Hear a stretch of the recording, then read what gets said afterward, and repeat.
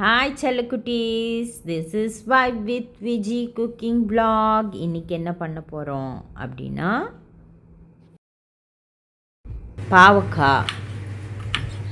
பாவக்காய் குழம்பு அண்டு சேனக்கிழங்கு ஃப்ரை. இப்போது ஒரு 3 பாவக்காவை வந்து நல்லா கட் பண்ணி வச்சுக்கலாம் சின்னதாக.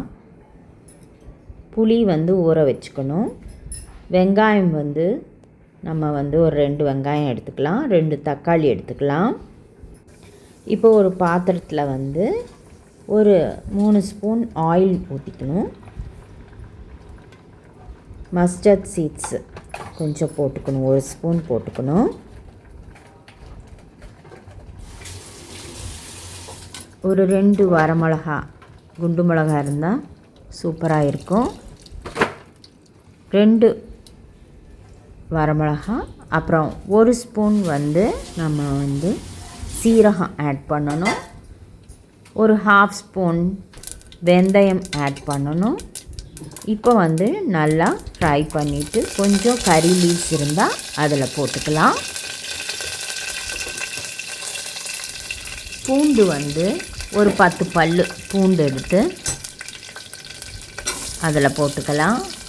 இப்போது நான் 2 வெங்காயம் சொன்னேன்ல, அந்த 2 வெங்காயத்தை அதில் போடலாம். சின்ன வெங்காயமாக இருந்துச்சுன்னா ஒரு 15 சின்ன வெங்காயம், 15 பூண்டு, பல் பூண்டு இதில் போடலாம். போட்டுட்டு நல்லா வணக்கணும். இப்போ கட் பண்ணி வச்சுருந்த 3 பாவக்காவை எடுத்து இதுக்குள்ளே போட்டுடலாம்.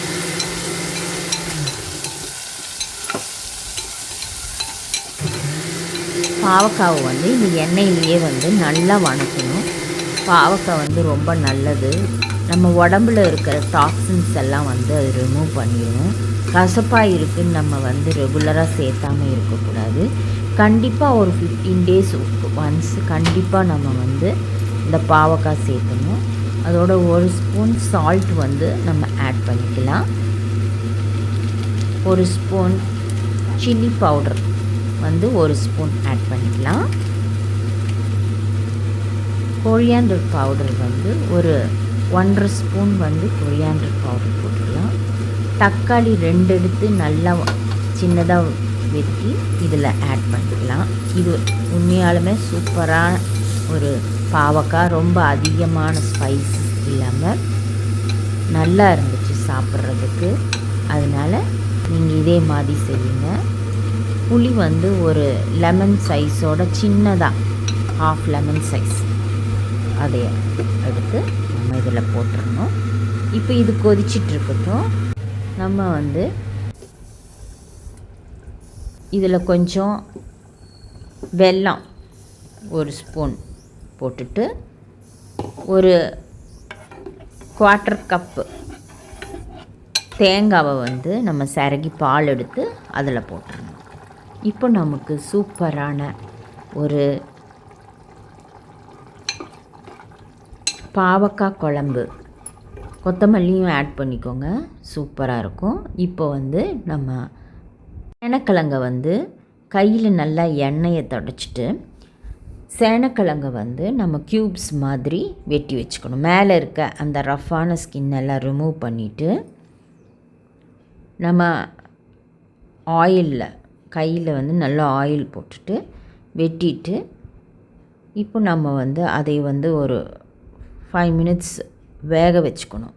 அதாவது ஒரு 80% குக்கான மாதிரி நம்ம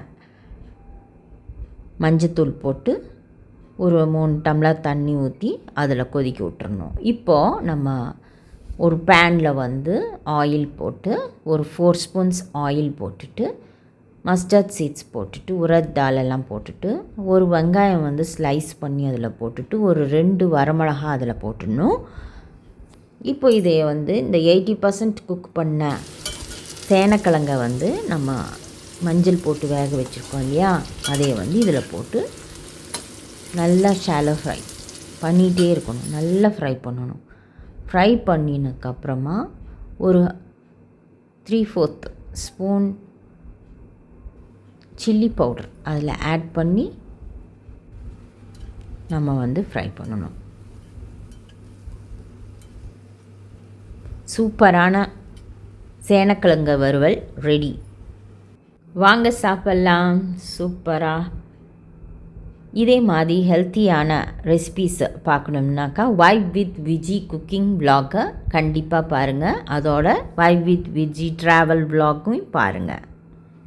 யாரெல்லாம் இது வரைக்கும் சப்ஸ்கிரைப் பண்ணலையோ ப்ளீஸ் சப்ஸ்கிரைப் பண்ணிவிட்டு பாருங்கள், லைக் பண்ணுங்கள். தேங்க்யூ ஃபார் வாட்சிங்.